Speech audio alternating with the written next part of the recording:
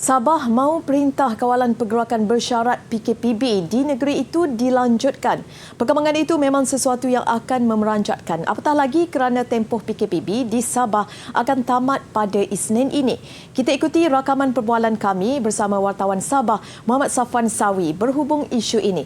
Safwan, sebagai wartawan, pada pendapat Safwan sendiri, apakah keperluan Sabah untuk melanjutkan PKPB?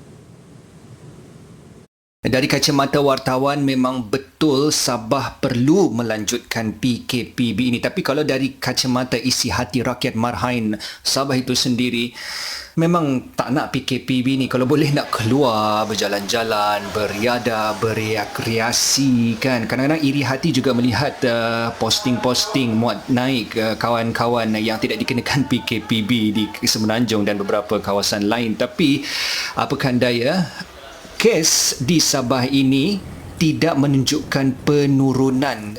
Setiap hari, hampir setiap hari kekal 3 angka dan kekal mencatatkan kes tertinggi. Kalau semalam saja 528 kes, kemarin 578 kes baharu dan hanya pula 535 kes. Jadi memang perlu kita lanjutkan PKPB di Sabah ini, dan dalam masa sama setakat ini sebanyak 12,720 keputusan ujian COVID-19 masih belum menerima keputusan.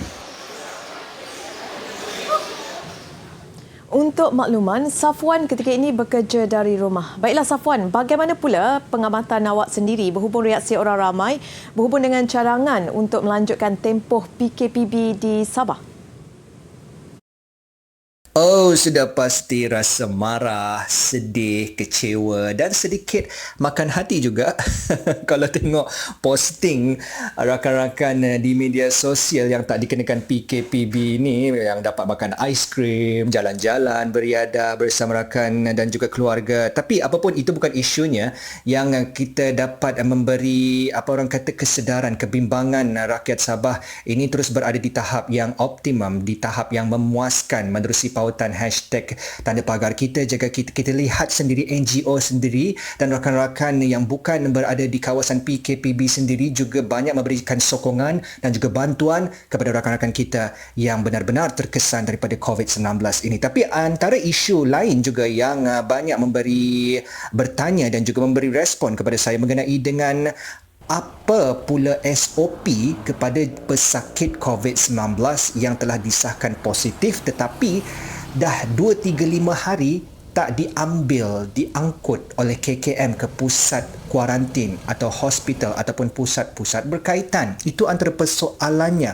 Dan maklumat Jabatan Kesihatan Sabah setakat kemarin terdapat 5,651 buah katil untuk pesakit COVID-19 di hospital dan pusat kuarantin di seluruh Sabah. Dan setakat kemarin juga sejumlah 5,624 buah katil telah diisi bersamaan dengan 99.5%. Ini maknanya ada lebih 27 katil lagi yang belum diisi. Tapi dalam masa yang sama, kalau kita lihat kes baharu setiap hari mencecah hampir 600 kes dalam masa yang sama. Seperti yang saya sebutkan tadi, ada 12,720 keputusan ujian COVID-19 masih belum diterima. Tapi ada lagi 27 katil yang tak diisi. Maknanya di sini Dato' Seri Masri Manjun, jurucakap COVID-19 Sabah, memaklumkan mereka yang disahkan positif tapi tak dipanggil ataupun diambil oleh KKM sendiri perlu berada di tahap disiplin yang tinggi, kuarantinkan diri di rumah katanya, bagi mengelak ataupun bagi tidak dapat menampung kapasiti katil pesakit COVID-19 ini. Dalam masa yang sama, kerajaan negeri juga berusaha untuk membuka pusat-pusat kuarantin yang lain bagi memastikan pesakit-pesakit COVID-19 yang kritikal ini dapat dijaga dan juga dirawat. Seterusnya kita dapat menurunkan kadar kes positif COVID-19 di negeri Sabah ini. Berikut ini pula nasihat Ketua Pengarah Kesihatan Tan Sri Dr. Noor Hisham Abdullah dalam usaha kita memerangi COVID-19.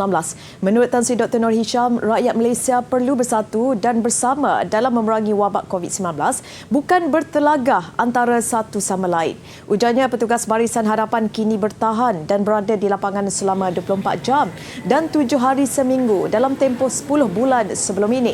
Mereka berdepan keletihan dari segi mental dan fizikal dan ada yang hampir menyerah. Justru orang ramai perlu mengambil iktibar situasi pilihan raya negeri Sabah agar tidak mengulanginya. Tan Sri Dr. Noor Hisham meminta rakyat bersama dan berusaha sedaya upaya untuk sekali lagi melandaikan lengkung penularan COVID-19 di negara ini.